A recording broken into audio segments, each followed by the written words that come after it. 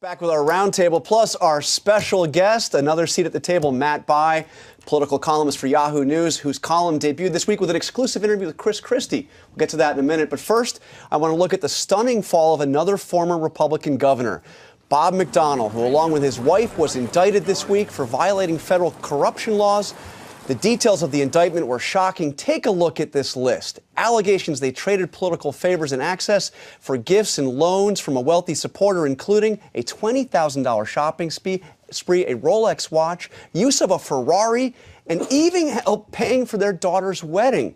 This week, the former governor defended himself and pleaded not guilty. I will use every available resource and advocate that I have for as long as it takes to fight and prevail against these false allegations and the unjust overreach of the federal government.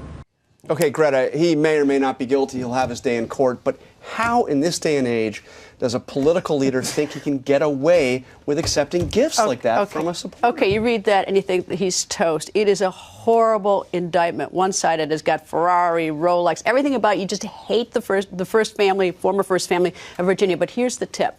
We read in the Washington Post that they were offered one felony to get rid of, the 28 counts indictment. And if he accepted one felony, 14 counts of hers would go away. She'd walk away from it, and 13 of his. That's the most fantastic plea offer ever. And he turned it down. Yes, but here's the trick. The only reason that a prosecutor gives you that kind of fantastic deal, especially in Virginia, is because they have a weak case. The quid pro quo is weak. Otherwise, they'd never give you a deal like that. But I got to ask you, Senator Santorum, because you're a guy. I mean, you served in Congress, you served in the Senate. Did you have people coming up offering you this kind of stuff? And what would you do if somebody offered you a little spin in the Ferrari? No, I mean, really? I'm actually insulted. I'm stunned. I don't know how you could think you could take any of this. I mean, right. Even if there is no quid pro quo, and maybe that's the law in Virginia. You're allowed to accept gifts, and that's okay. But it's not okay. Right. I mean, even if that's a different issue. That's the ethics. That's disgusting and gross. But whether he goes to prison. But the senator is making a really important point. It's just not okay. And in fact, in Congress, when he was there, they changed the rules on all of this because people would say in Congress, "Oh, well, you know, he's my friend taking me to dinner," and then you'd say to them, "Well, do you ever take him to dinner?" Because you know that's what friends do. They go back and forth. Well, no, actually, it's all one-sided. And when you said that to a member of Congress, they got it. Right. They got it right away. And they changed the rules to make it against the ethics rules. This is a bigger problem, though. It's a bigger problem for Republicans. It's a bigger problem for the country. When the shutdown was going on, all you heard was, well, we may have some wacko birds in the Republican Party in Congress, but look at our great governors. Now look at the governors. You've got Christie, who's now not worried about the. You're not going to compare Christie to Bob McDonnell. Sure. Let me finish. Let me make my point. Yes, actually, I am. You've got.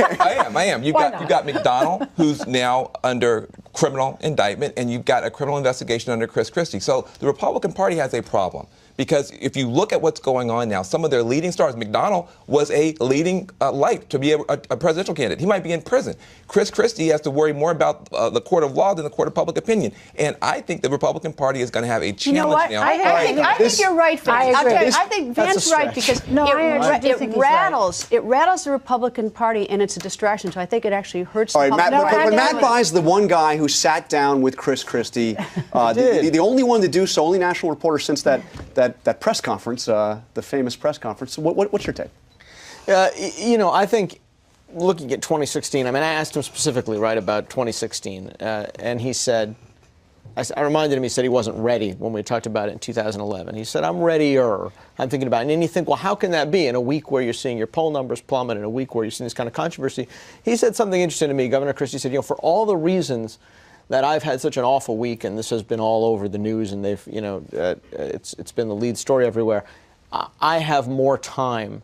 I have the luxury of time in making a decision about 2016. And what he means by that is he's a well enough known national figure, right? The cable news networks are going to carry his State of the State address. The MID is not going to be a problem, but doesn't he think this has hurt him? I mean, come on. Oh, I'm sure he knows it's hurt him. And telling you he learned lessons, but he wasn't sure what they were. Yeah, I mean, he's too smart to know it hasn't hurt him, but he's also smart enough to know. I would say, you know, we don't know what revelations are coming. This thing is all contingent on what else there is in these investigations, but these poll numbers move around. We're very early. I'll tell you what's not going to move around. He's got four things. He's got four things he's got to do at the same time. He has to be born on Krypton to do all four well. He's got to run the state of New Jersey. He's got to run the Republican Government Association. He's got to run for president and deal with these investigations. He's got to be born on Krypton to do all four things well. You know what the bigger problem for the Republicans is libido.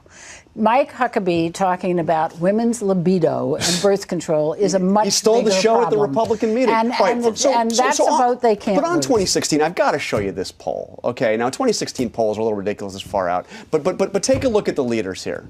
13, 12, 11%. This is the first time that we've had a Republican nomination contest where there is absolutely nobody that can lay claim to the title frontrunner. Now, Rick Santorum may try right now, but I mean, someone did win 11 states in the last primary election cycle, and well said.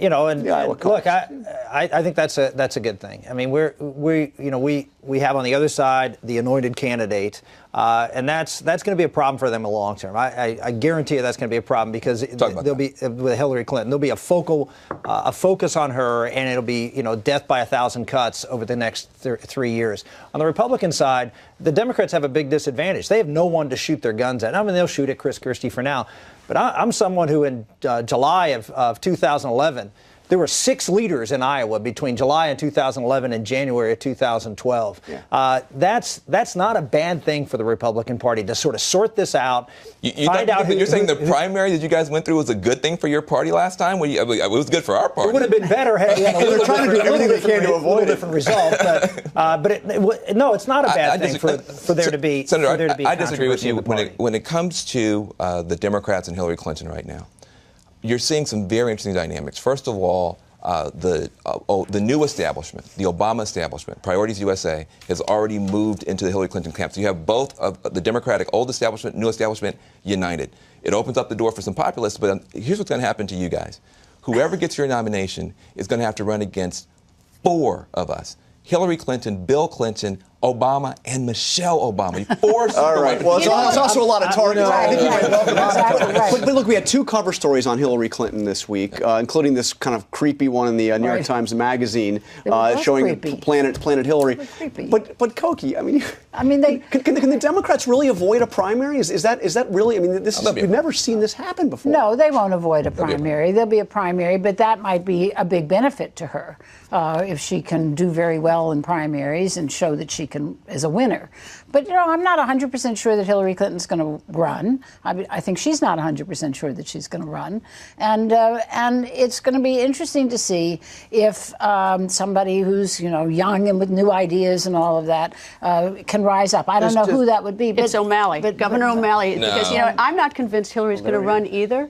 I'm not convinced at all because remember in 2008 how convinced we all were that she was going to win. And I think that when you look at these poll numbers and see how dissatisfied people are, I think that the old guard, the regulars, hard for her not to run. I will say, and I'm not big on predictions, she cannot clear the field and she cannot run with just token opposition. Everything we know about modern politics and the modern presidential process flies in the face of that. We don't live in that world anymore. Just being the front runner creates serious opposition. Governor Schweitzer is coming on strong. Just putting together, frankly, the new establishment, the old establishment together only gives you about half the party. The other half is looking for a populist dark horse. I put my money on Governor Schweitzer. Okay, and plus he's running against Obama. He's running against President Obama, a Democrat running against President Obama's record. Conservative on some issues. Thank you very much.